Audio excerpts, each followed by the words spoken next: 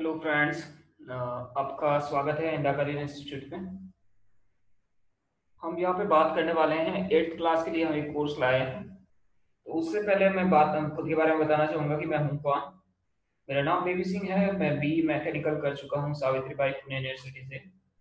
And Savitribai Phule Pune university, जिसका पहले नाम ओनली पुणे यूनिवर्सिटी था और पुणे विद्यापीठ भी इसे बोलते हैं। मैं मैथमेटिक्स आईआईटी जेईई के लिए लास्ट 2 ईयर से पढ़ा रहा था। अभी तो करंटली नहीं पढ़ा रहा हूँ मैं। 2 टाइम्स मैंने गेट क्वालिफाई किया है एंड मेरा मैकेनिकल इंजीनियरिंग है, आप समझ सकते हैं। और ये सब करने के बाद मैं एट्थ क्लास का यहाँ पे क्यों पढ़ा रहा हूँ, तो इसका मेरा मेन मोटो है कि मेरा एक भाई है छोटा। वो एक गांव में स्कूल में पढ़ता है। ठीक है। तो दिक्कत क्या है कि उसने अच्छी खासी स्कूल में पढ़ता है वो। हॉस्टल है, 700 800 लड़के हॉस्टल में है और पढ़ाई भी अच्छी है काफ़ी। खुद का स्कूल का खुद का यूनिवर्सिटी भी है। सॉरी, यूनिवर्सिटी नहीं, मीन्स महाविद्यालय जिसको अपन कॉलेज बोलते हैं, वो भी है। वो अभी एट्थ में आया है और उस आपको यकीन नहीं होगा, उसको 8+9 जोड़ने में भी दिक्कत होती है। अंगुलियों पे गिनता है और 8+9 कितना होता है ये करता है। ठीक है। उसके बाद में यही नहीं, वो 7+4 यदि बोला और ऐसी चीजें जैसे 8+7 और 8×6, 7×8, ये बिल्कुल बेसिक चीजें हैं जिसमें आदमी कंफ्यूज होता है। 7×6 आई थिंक जो आप देख रहे हैं इसमें से भी यदि कोई इसका बेसिक बेसिक अच्छा नहीं है तो एक बार तो वो भी चक्का चौंध हो जाएगा भाई। ये कितना 42 आएगा कि 56 आएगा, ऐसे ऐसे कंफ्यूजन रहता है बच्चों को, समझे ना। तो इन सब की जड़ क्या होती है, इन सब का कंफ्यूजन का मेन जड़ होता है कि आपके बेसिक्स क्लियर नहीं होते। एनसीईआरटी में क्लास फर्स्ट से फिफ्थ तक आपको बिल्कुल जीरो पढ़ाया जाता है। ठीक है, अच्छा हुआ मीन्स जिससे आपका 1 2 3 और ऐसे मीन्स ऐसे प्रैक्टिकल चीजों से ही कुछ इंस्ट्रूमेंट लेके कुछ फ्रूट्स लेके इससे सिखाया जाता है। लेकिन जब आप 6 क्लास में आते हैं तो आपकी रियल सिनेरियो जो थियोरेटिकल अंडरस्टैंडिंग का जो पोर्शन है वो मैथमेटिक्स में पढ़ाना शुरू करते हैं। यहाँ पे आपको संख्या ज्ञान के बारे में पता चलता है। मैं हिंदी मीडियम की बात कर रहा हूँ और इंग्लिश में बोले तो नंबर सिस्टम, इस सब के बारे में पता चलता है। कैसे संख्याओं से 1 2 0 1 से 9 डिजिट से कैसे 1 2 3 4 ये सब लिया जाता है एंड देन पूरी चीजों के बारे में डिटेल में आपको पता चलेगा। ठीक है। एंड 7 में यहाँ पे क्या सा होता है, यहाँ पे जस्ट आपको थोड़ा थोड़ा दिखाया जाता है हर चैप्टर को। ठीक है, डिटेल में नहीं लेते हैं, उनकी डेफिनेशन वगैरह दिखाई जाती है। लेकिन जैसे ही आप 7th में आते हैं तो कुछ पोर्शन यहाँ पे दिखाया जाता है, अपन अभी देखने वाले हैं कैसे कुछ करते हैं। और फिर कमांडली 8th में भी उनका थोड़ा स्टैंडर्ड बढ़ा दिया जाता है और एक चीज को ही थोड़ा डेप्थ में खोल के दिखाते हैं। अभी जिस बच्चे का 8th पहले 6th एंड 7th पहले से अच्छा नहीं है, अब 8th का टीचर जो पढ़ाएगा स्कूल में उसके पास लिमिटेड टाइम होता है। टीचिंग स्टाफ की वजह से वो फिक्स बाउंड्री में उसको पढ़ाना होता है। फिक्स बाउंड्री में उसको पढ़ाना होता है। टीचर क्या समझता है, टीचर समझता है कि भाई इस बच्चे को ये 1st to 7th तक स्टैंडर्ड में पढ़ के आया है, मीन्स बच्चे को आराम से सब कुछ आता होगा। लेकिन एक्चुअली ऐसा होता नहीं है। बच्चा बिल्कुल भी पीछे की क्लासों के बारे में जानते नहीं है। तो फर्स्ट यदि परिमेय संख्या पढ़ाना शुरू करते हैं तो परिमेय संख्या पढ़ाने से पहले इवन बच्चा ये भी नहीं जानता है कि 180 लिखा हुआ है, इसको 180 कैसे पढ़ते हैं, या फिर एडिशन कैसे होता है। ठीक है, या फिर 2/3 कौन सा है, कौन सी दुनिया की चीज है, उसने देखी है लेकिन उसने कभी समझा नहीं कि ऐसे भी कोई नंबर आता है। तो वो कभी समझ में नहीं पाता। तो इसलिए बेसिक बहुत जरूरी है। ये मैंने बिल्कुल जीरो चीज के लिए बताया। अभी यदि कोई इक्वेशन की बात हो या समीकरण की बात हो, 2x+3 = 4 दे रखा है, तो बच्चे को जिसको एडिशन नहीं आता है वो ये कहाँ से कर लेगा। और यदि करेगा तो बच्चे को जिस टीचर ने समझाया उसे रटा रटा ये कर सकता है, लेकिन बहुत हार्ड जाता है। तो इसी इसी को चीज को ध्यान में रखते हुए मैंने मेरे भाई के टीचर को बात किया। तो वो बोलता है कि सर कुछ नहीं कर सकते, आपको उसको बेसिक घर पे पढ़ाना ही पड़ेगा। तो उसके लिए मैं हिंदी मीडियम का, अभी उसका छुट्टियां चल रही है और कोरोना की वजह से क्वारंटाइन टाइम है, तो घर पे मैं उसको, मैंने क्या किया है, 6 की जो बुक है उसे एंड 7 की बुक है उसे, इन दोनों को कमेंट करके साथ में 8 की बुक को कमेंट कर लिया। मीन्स 6 to 8 तक पूरी यदि बच्चा जो मैथ्स पढ़ता है वो मैथमेटिक्स उसको यहाँ पे सीखने को मिलेगी। आइए देखते हैं अपन कैसे करने वाले हैं। ये 6th का सिलेबस है, ठीक है, ये 6th का सिलेबस है। तो यहाँ पे 6th में क्या होने वाला है, कक्षा 6 की पाठ्य पुस्तक है अकॉर्डिंग, इसमें देखो पूरे टोटली 14 चैप्टर है, ठीक है टोटल। इसमें देखो फर्स्ट वन आप देखेंगे तो यहाँ पे ये संख्याओं की जानकारी है, पूर्ण संख्याएं हैं, संख्याओं के साथ खेलना है, तो मीन्स ये तीनों चैप्टर्स हैं वो एक्चुअली संख्या पे डिपेंडेंट है, मीन्स नंबर्स को बताएंगे। देन यहाँ से आपकी ज्योमेट्री शुरू होती है, ज्योमेट्री, फिर ये आकारों का अगेन वही है, फिर पूर्णांक दशमलव, ये फिर से इन संख्याओं के साथ मेल खाते हैं, ठीक है ना। मैं सीधे अलग कलर से बोलूं तो ये चीजें, ये वाली चीजें और ये वाली चीजें एक जैसी हैं, ठीक है। फिर बाकी जगह आप देखेंगे तो अनुपात समानुपात ये सब मैं चीजें दूसरी दूंगा, ठीक है। अब यदि बात करें कि ज्योमेट्री की, तो ये वाला पोर्शन, ये वाला पोर्शन एंड सममिति भी इसी में देख लेते हैं, कुछ दिक्कत नहीं है, प्रायोगिक ज्योमेट्री भी इसी का पार्ट है, ठीक है। और क्षेत्र में ये भी मीन सब कुछ ये किससे रिलेटेड है, इससे रिलेटेड है, तो ये सेम पोर्शन हो गया। और उसके बाद इससे अलग से पोर्शन है वो है आंकड़ों का प्रबंधन, मींस कैसे डिफरेंट डिफरेंट डाटा को रखा जाता है, और बीज गणित भी टोटली डिफरेंट है, और अनुपात समानुपात भी डिफरेंट है, ये पोर्शन भी अलग अलग है और ये पोर्शन मींस ये 6वीं क्लास में एक जस्ट हिंट दिया जाता है बच्चे को, ठीक है।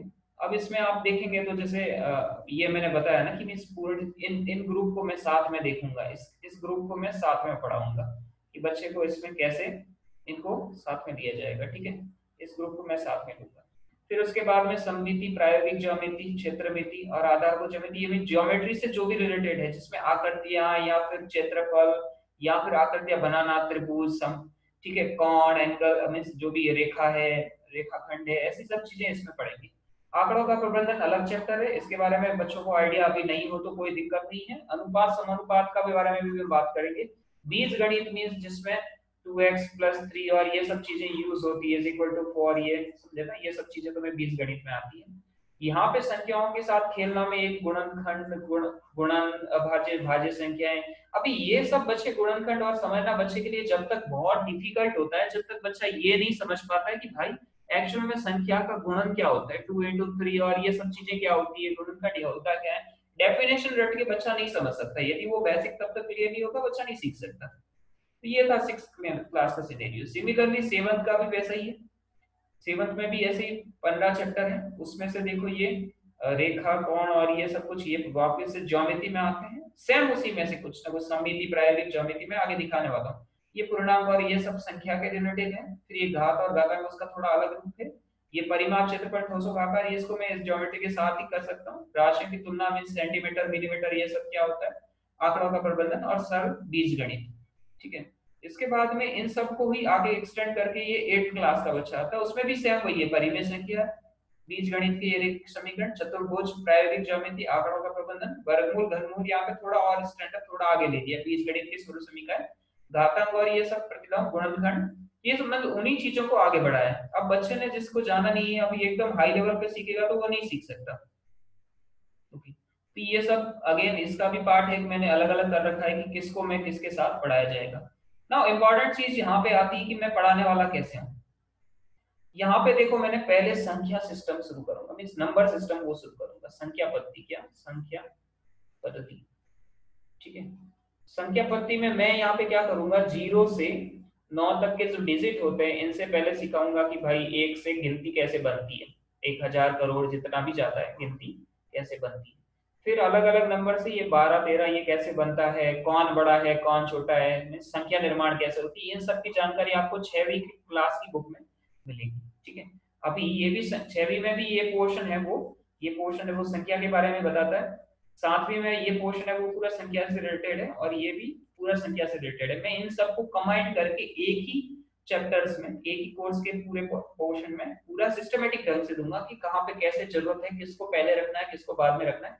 मींस बच्चा 0 से हीरो तक 8वीं का पूरा जानकारी अपने पास ये कोर्स खत्म होने के बाद रखेगा, ठीक है। तो फिर ये क्लास में पूर्ण संख्याएं क्या होती है, पूर्णांक क्या होता है, भिन्न क्या होता है, दशमलव क्या होता है, तो मैं पहले संख्याएं बताऊंगा। फिर जब पूरी संख्या उसको पता चल जाएगी, अलग अलग संख्याएं, परिमेय संख्या, और इनके भी डिटेल में एक बार दिखाने के बाद, जैसे कि भाई 3/4 भी ऐसे नंबर्स होते हैं जिसको बटा में भाग में बोलते हैं, ठीक है, जिसका अर्थ ये हो गया फिर मैं इसको सबको बताऊंगा कि भाई टोटली संख्याएं क्या होती है, फिर वास्तविक और काल्पनिक संख्याएं क्या होती है, ये बच्चों को अभी सिलेबस में नहीं है। फिर इस वास्तविक संख्याएं को ही रेशनल नंबर, परिमेय संख्या और अपरिमेय संख्याएं लिखते हैं, परिमेय और अपरिमेय लिखते हैं। फिर रेशनल के ही फ्रैक्शन आते हैं, फ्रैक्शन मीन्स ये बात, ये परिमेय है, रेशनल मीन्स परिमेय, फ्रैक्शन मीन्स इसके दशमलव, दशमलव आते हैं, और दूसरे वाले आते हैं पूर्णांक, है ना। ऐसे हम इस खोल खोल के दिखाऊंगा। फिर पूर्णांक में से कैसे अपन अलग अलग को ऋणात्मक पूर्णांक, जीरो और धनात्मक पूर्णांक में डिवाइड करते हैं, फिर सम संख्याएं, विषम संख्याएं, अभाज्य संख्याएं, सब कुछ इसमें एग्जैक्टली पूरा फ्लो के साथ डिटेल में वर्णन करूंगा। उसके बाद हम ये पढ़ने के बाद जब संख्याओं का पता होगा बेसिक, तब बच्चा घातांक और घात पे आ सकता है। वर्गमूल घनमूल क्या होता है, घनमूल और घनमूल, घातांक और घात, ये वही 8th और 7th के सिलेबस को कंबाइन करके मैं यहाँ पे पढ़ाने का ट्राई करूंगा, जिससे बच्चा आराम से समझ सके। ठीक है, ओके। इसके बाद में संख्याओं के साथ खेलना मीन्स ये चैप्टर में क्या करेंगे कि ये जैसे 10 है तो इस जैसे 12 है तो इसको 10 प्लस 2 लिख सकते हैं, समझे ना। 72 है तो इसको 7 इंटू 10 प्लस 2 लिख सकते हैं। तो ऐसे ही कोई 2 डिजिट का नंबर ए बी है तो उसको अपन क्या लिख सकते हैं, 10 ऑफ ए प्लस बी। ऐसे इक्वेशंस होगी, ये मैं बताता हूँ कैसे बनेगा, ये सब कुछ संख्याओं के साथ खेलना कैसे होता है, गुणनखंड क्या होता है, कैसे फैक्टराइजेशन किया जाता है, ये 8 का पोर्शन है।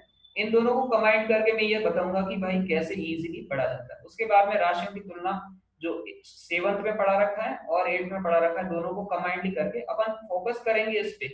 प्रश्नमाला इसकी ज्यादा करेंगे 8th की, क्योंकि आपको बोर्ड के लिए जरूरी है, लेकिन जो बेसिक जितना नीडफुल है, जितनी आवश्यकता है, उतना मैं यहाँ से 7th में से आपको पढ़ाऊंगा। ठीक है। फिर बीज गणित, यहाँ तक पढ़ने के बाद बच्चा काफी मैथ्स में स्ट्रांग हो गया है, गणित में उसको चीजें गुणा भाग जोड़ भागी सब कुछ आ रहा है। उसके बाद में मैं उनको लाऊंगा बीज गणित पे, कि भाई किसी अननोन दे रखा हो और उसे कैसे बनाते हैं, सरल समीकरण कैसे होते हैं, बीजीय व्यंजक क्या होते हैं, एक चर वाले समीकरण और बीजीय व्यंजक और सरल समीकरण। ठीक है ना, बीज गणित का बेसिक उस बच्चे को आएगा, फिर सरल समीकरण सीखेगा, इन दोनों की कंडीशन से बीजीय व्यंजक सीख पाएगा, और फिर मैं यहाँ पे एक चर वाले समीकरण को सॉल्व करेंगे और व्यंजक और समीकरण सॉल्व करेंगे। तो ये दोनों का पोर्शन उसको आएगा, तब वो बच्चा 8वीं के सिलेबस को इजीली कर पाएगा। ठीक है। एक्चुअली ये अपने उधर बहुत गंदा है कि बच्चे सोचते हैं कि 6वीं 8वीं में पास हो गए जाए भाड़ में, और बच्चे को टीचर भी ये सब चीजें बताते नहीं है। अदरवाइज आपको जिंदगी भर जो भी पढ़ रहे हो सब कुछ जिंदगी भर यूज होने वाला है। विशेष तौर पे जो गणित जैसे सब्जेक्ट है, अंग्रेजी है, हालांकि हिंदी और सामाजिक विज्ञान, सामाजिक और मैं विज्ञान ही लिख लेता हूँ, ये सब चीजें यूज होने वाली है। लेकिन डिपेंड करता है कि किसी की गणित स्ट्रांग है तो उस बंदे को गणित के फील्ड में जाना, तो सामाजिक की इतनी आवश्यकता नहीं है। लेकिन आजकल हर जगह जनरल नॉलेज पूछा ही जाता है 10th तक का, तो 10th तक के सब्जेक्ट आपके बहुत इंपॉर्टेंट है। इसके बाद अनुपात, समानुपात और सीधा प्रतिलोम समानुपात, ये सब चीजें अपन देखेंगे। फिर ये पूरा मैं ज्योमेट्री पोर्शन पे आऊंगा कि भाई ज्योमेट्री कैसे करने वाले। ये देखो सममिति इसमें आ रखा है, प्रायोगिक ज्योमेट्री ये, फिर वापस से देखो रेखा कोण और ये सब के बाद में यहाँ पे सममिति, प्रायोगिक ज्योमेट्री, समझे ना, परिमाप, क्षेत्रफल, ठोसों का चित्रण। मैं इन सब चीजों को एक अलग मीन्स कैसे मैं ऐसे बोलूंगा कि भाई बिंदु से कैसे रेखाखंड बनता है, फिर और रेखा कैसे बनती है, और रेखाखंड से ही ये त्रिभुज बनता है, समांतर रेखाएं बनती है, दो रेखाओं के बीच में कोण कैसे बनते हैं, समझे ना, और त्रिभुज डिफरेंट डिफरेंट टाइप के कैसे हो सकते हैं, चार रेखाओं को मिलाया तो मीन्स 3 रेखाओं से त्रिभुज, फिर चतुर्भुज बनता है। ठीक है। क्षेत्रफल क्या होता है, ठोस कौन कौन से बना सकते हैं, पूरा एकदम डिटेल में जीरो से जाएंगे तो बहुत अच्छे से समझ पाएंगे। फिर चतुर्भुजों को समझना, प्रायोगिक ज्योमेट्री, ठोसों का आकारों का चित्रण, क्षेत्रमिति, ये मैं सबसे लास्ट में लेने वाला हूँ क्योंकि ये पूरे ही अलग प्रश्न है। और ये जो है आंकड़ों का प्रबंधन, ये और भी अलग है कि आंकड़ों का प्रबंधन, इसके बारे में अपन जानेंगे कि भाई कैसे किसी डिटेल्स को चार्ट फॉर्मेट में या वर्गीकरण में किए। ये यहाँ पे स्टैटिस्टिक्स एक ब्रांच होगी आगे मैथमेटिक्स में जाके, सांख्यिकी बोलेंगे जिसको, हिंदी में सांख्यिकी बोलेंगे। उसमें ये आंकड़ों का प्रबंधन सब यूज होगा कि भाई पहले दिन कितने मजदूर आए, दूसरे दिन कितने आए, किसका पेमेंट कितना, ये सब चीजें तुम्हें बाद में यूज होगी। तो इसके लिए मैं ये सब पढ़ाने वाला हूँ। आलेखों से परिचय, ग्राफ कैसे बनाते हैं, तो उसके लिए 8वीं क्लास का ये सबसे लास्ट ग्राफ बुक के साथ में समझाने वाला हूँ। मेरा यकीन मानिए, मेरा कोर्स पूरा होने के बाद में बंदा 100 में से 100 मार्क्स ला सकता है, बशर्ते उसको मेहनत करनी पड़ेगी। ठीक है, बशर्ते उसको मेहनत करनी पड़ेगी, और जो मैं बेसिक थिंग्स बोल रहा हूँ, बिल्कुल बेसिक थिंग्स बोल रहा हूँ, उनको अच्छे से करना पड़ेगा, तभी बच्चा आराम से ये सब कर पाएगा। तो thank you so much. Thank you so much. और मेरा मेन मोटो है कि जो भी आपके रिलेटिव्स हैं या फिर जो भी हिंदी मीडियम में बच्चा पढ़ता है और राजस्थान बोर्ड में है और या एनसीईआरटी का सिलेबस फॉलो करता है, क्योंकि राजस्थान में भी एनसीईआरटी बोर्ड का भी शुरू हो गया है, या मेरे ख्याल से बुक यही फॉलो होती है, जहाँ तक मेरे को लगता है कि यही बुक है। और एनसीईआरटी से छोड़ के कुछ अलग है नहीं, ठीक है। एनसीईआरटी मीन सीबीएसई, ठीक है। ओके। तो आप क्या करें कि मेरा कहने का मतलब आपको ये है कि जो भी बच्चा ऐसा है जो गरीब है या कुछ पढ़ नहीं सकता है, तो ये यूट्यूब पे मैं पूरे वीडियो जीरो से, ठीक है, जीरो से हीरो, जीरो से हीरो, बड़े बड़े बालों वाला, और किसका, ये गणित का हीरो, ठीक है, गणित का हीरो पूरा बन पाएगा गारंटी के साथ। 8 तक उसको पूरी एकदम अच्छे से आएगी। और ये बच्चे को मैं इतना ट्रेंड करूंगा उसके साथ में कि उसकी मेमोरी पावर बहुत अच्छी हो जाएगी। जैसे मैं ना पढ़ाते वक्त ऐसे बोलता हूँ कि भाई 8 + 9 कैसे होता है, अब बच्चे को दिक्कत होती है, वो उंगली पे गिनता है, मैं ऐसे सिखाता हूँ कि जो भी 10 के नजदीक हो, ठीक है, 10 के नजदीक कौन है, 9, तो इसमें से एक निकाल दो और 7 इसका रहेगा, एक इसमें जोड़ दो, ये कितना बन रहा है, 10, 10 में 7 जोड़ो तो कितना हो जाता है भाई, 17 हो जाता है। ऐसे ही ये चीजें यहाँ से उसको 1 to 10 मीन्स 1 + 2 या फिर 1 + 7, 1 + 8 या फिर 8 + 9, ये सब चीजें 10 तक उसको आ गई ना, 10 तक उसको आ गई ना, तो फिर उसको कोई नहीं रोकेगा। फिर वैसे ही मैं एडिशन सिखाऊंगा, फिर मल्टीप्लिकेशन, फिर minus, sorry minus and then multiplication then division, then अलग अलग, ये यहाँ स्ट्रांग होने के बाद मेंटल एबिलिटीज उसकी बहुत अच्छी हो जाएगी, तर्क क्षमता उसकी बहुत बहुत मनन की और तर्क की क्षमता बहुत तेज हो जाएगी, फिर बच्चा मैथ्स पे भागेगा।